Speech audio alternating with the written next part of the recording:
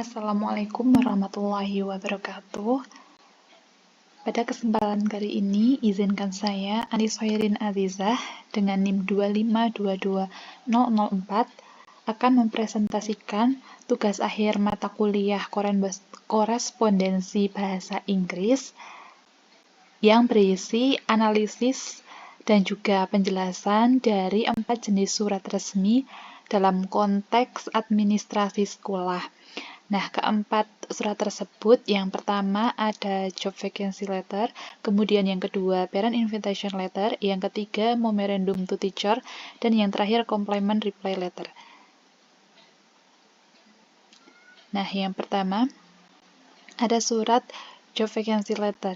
Nah, surat ini adalah surat yang digunakan oleh lembaga untuk mengumumkan kebutuhan tenaga kerja. Dalam hal ini membuka lowongan pekerjaan untuk guru bahasa Inggris. Nah, gaya bahasa yang digunakan itu resmi dan juga komunikatif dengan penekanan pada profesionalitas dan kualifikasi untuk calon pelamar. Adapun struktur surat terdiri dari kop surat, kemudian subjek. Untuk surat ada alamat, telepon, website, dan juga email. Kemudian subjek ditujukan untuk siapa. Kemudian paragraf pembuka.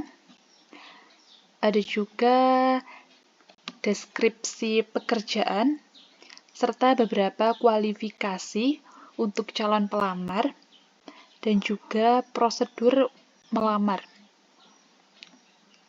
Nah, untuk prosedur melamar ini bisa dilihat di surat yang tertera untuk calon pelamar, dan yang terakhir ada penutup.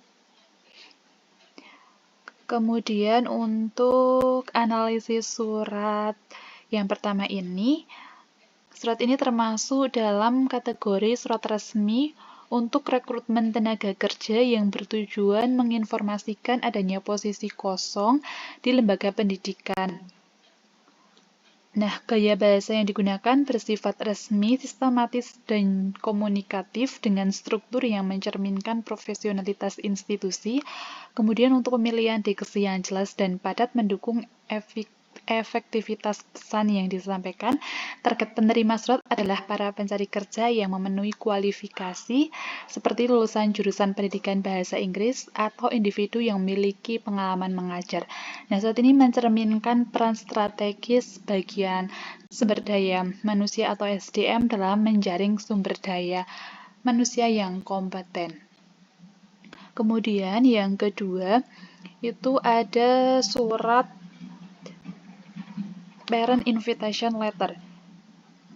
Nah, surat kedua ini surat undangan resmi kepada orang tua untuk siswa kelas 9 untuk menghadiri pertemuan sosialisasi, ujian, dan juga kelulusan. Nah, gaya bahasa yang digunakan bersifat semi-formal, sopan, dan juga persuasif. Surat ini juga dirancang untuk membangun hubungan kolaboratif antara sekolah dan wali murid. Nah, untuk surat ini terdiri dari struktur yang pertama, tentu saja kop surat, kemudian salam pembuka, tujuan undangan, rincian kegiatan, itu ada waktu, tempat, dan isi pertemuan, dan juga harapan terhadap kehadiran, dan yang terakhir penutup. Kemudian untuk analisis surat yang kedua ini, surat ini merupakan bentuk korespondensi resmi dari sekolah kepada wali murid yang bertujuan untuk menjalin komunikasi terkait kegiatan penting sekolah. Nah, khususnya sosialisasi untuk ujian nasional dan proses kelulusan untuk siswa kelas 9. Gaya bahasa yang digunakan bersifat semi-formal dengan nuansa persuasif dan mencerminkan penghargaan terhadap peran serta orang tua dalam pendidikan anak. Struktur surat disusun sistematis dengan mencantumkan waktu, tempat, dan agenda kegiatan. Target penerima adalah wali murid siswa kelas 9, sebagai mitra sekolah dalam mendampingi proses belajar anak menuju kelulusan. Yang selanjutnya, yang ketiga itu ada Memorandum to Teacher. Nah, surat yang ketiga ini memo internal yang ditujukan kepada semua guru. Nah, untuk memo ini memberitahukan perubahan jadwal evaluasi tengah semester. Untuk gaya bahasa memo yang digunakan itu gaya bahasanya ringkas, formal, dan langsung ke inti pesan, sesuai dengan karakteristik komunikasi internal. Kemudian yang selanjutnya ada struktur. Nah, untuk struktur ini yang pertama tujuan memo, kemudian ada alasan perubahan, informasi tanggal baru, tindakan yang harus dilakukan oleh guru, dan yang terakhir ada penutup dan ucapan terima kasih. Untuk analisis surat yang ketiga ini, memo ini termasuk dalam jenis komunikasi internal organisasi, digunakan oleh kepala sekolah untuk menyampaikan perubahan tadi terkait jadwal evaluasi kepada seluruh tenaga pendidik. Untuk gaya bahasa yang digunakan bersifat ringkas, langsung, dan juga formal, sesuai dengan karakteristik memorandum sebagai instrumen komunikasi praktis dalam manajemen lembaga pendidikan. Nah, tujuan utama memo ini adalah menyampaikan informasi administratif secara efisien. Sasaran dari adanya memo ini adalah seluruh guru di sekolah yang bertanggung jawab dalam penyesuaian jadwal dan pelaksanaan evaluasi.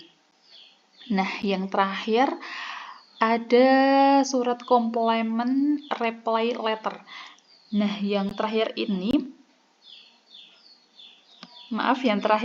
complaint reply letter.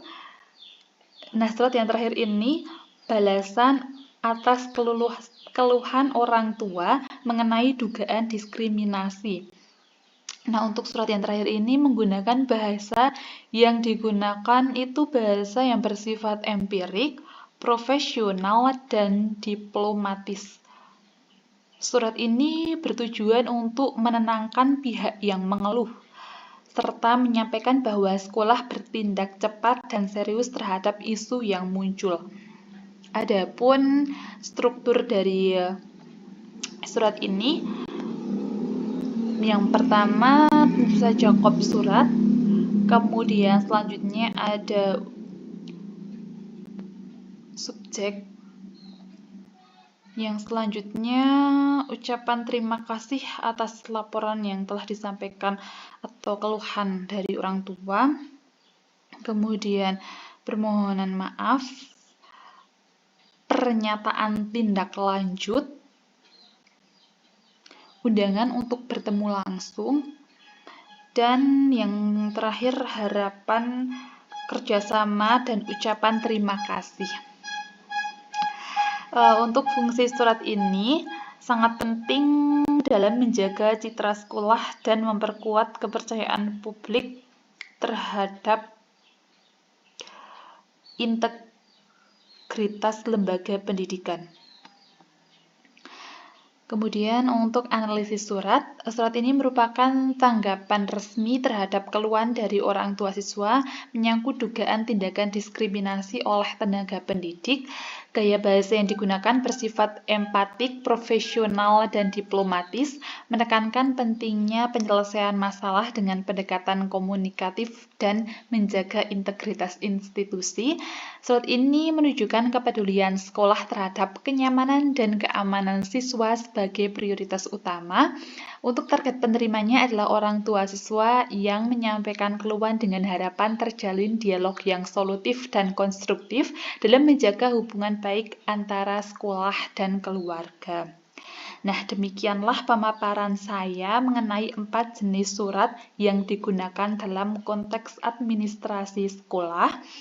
Dari masing-masing surat, kita dapat melihat tadi bagaimana pentingnya penggunaan bahasa yang tepat, struktur yang sistematis, serta tujuan komunikasi yang jelas dalam membangun manajemen sekolah yang profesional. Semoga presentasi yang saya sampaikan dapat memberikan gambaran yang utuh tentang praktik korespondensi dalam dunia pendidikan. Terima kasih atas perhatiannya. Saya akhiri, wassalamualaikum warahmatullahi wabarakatuh.